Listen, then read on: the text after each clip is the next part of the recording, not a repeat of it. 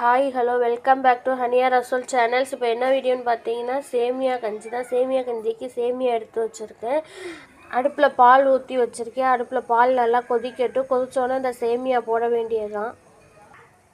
இப்போ பால் நல்லா கொதிச்சிருச்சு, சேமியாவை போட வேண்டியதுதான்.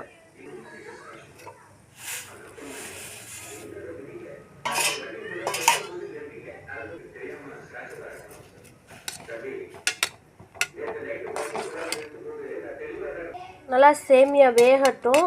இந்த டேஸ்ட்டுக்காக 2 கல் உப்பு கல் போட்டுக்கலாம். இப்போ இல்லை, லாஸ்ட்டாக போட்டுக்கலாம், இல்லாட்டா பால் திரஞ்சிரும்.